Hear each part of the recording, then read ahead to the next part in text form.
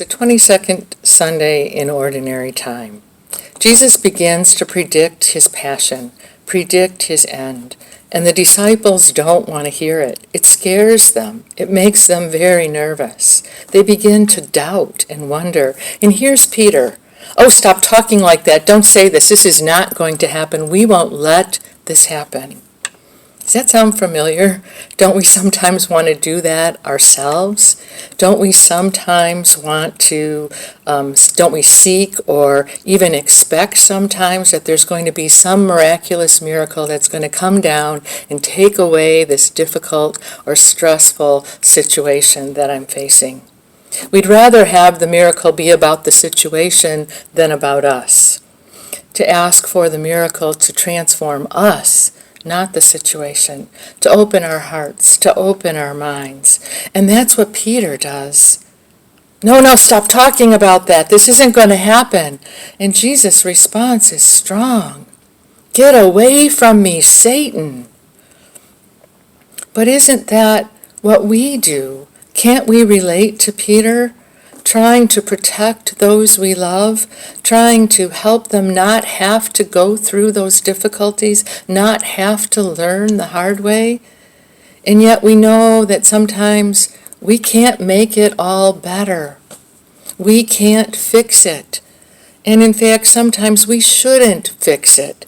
We need to let those we love step into the reality. We need to let them learn from their mistakes. And sometimes that means learning the hard way. We can't always fix it, but we can help hold it. We can accompany, we can challenge, we can love through. And I think that's what this gospel says to us, is that Jesus trusted the love of his Father. He knew the road would not be easy, the road would not be smooth. It was going to hurt, it was going to be painful, it was going to be a struggle.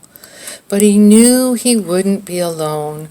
God was with him, and he knew he had to go through it in order for there to be new opportunity and new life.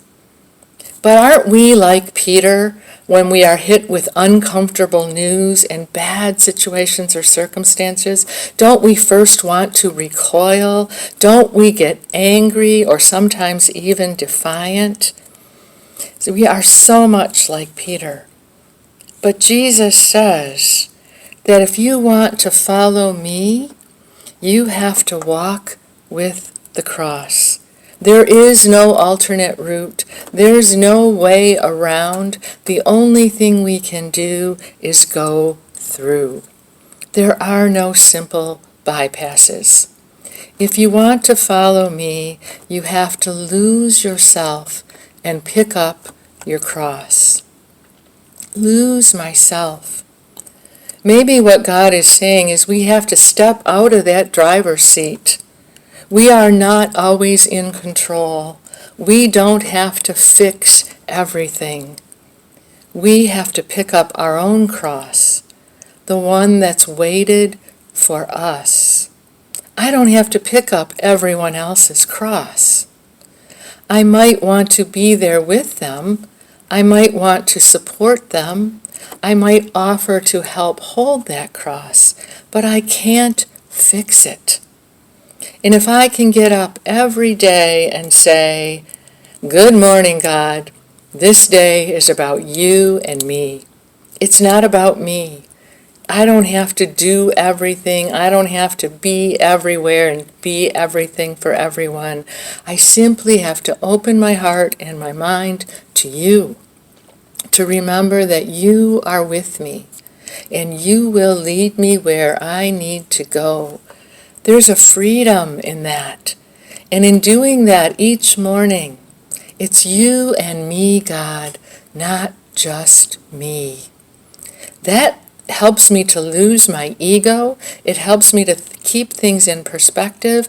There's no room for narcissism in building Jesus' kingdom.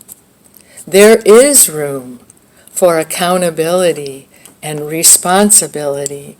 There is room to take up our cross, the one that we're called to take up. And we can handle whatever that is because God is with us. And you see, on this journey, what Jesus knew and what maybe he's trying to say to us in this gospel is, on this journey of life, though it may be difficult at times, there is no endings. There are no endings on this journey, only beginnings. Can we lay down our ego and pick up our cross and walk into the new beginnings? The new beginnings that are filled with wonderful, awesome surprises. Are we willing to trust like Jesus trusted, that love will never abandon, that love is willing to suffer? You and I, who are parents or spouses or sons and daughters, we know that love is willing to suffer. We don't go seeking suffering, but we are willing to suffer, especially if another is hurting. But if we stay in our narcissism, we can't be there for the empathy and the compassion. So the invitation, I think, of this gospel is to get up each morning with God, to remind ourselves all day that it's He and I on the journey, and that the only cross I need to pick up is my cross. I can't pick up the crosses of others, but I can help them carry it. I can help them hold it. I can call for accountability and responsibility, and I can fill my heart with love and compassion. Please believe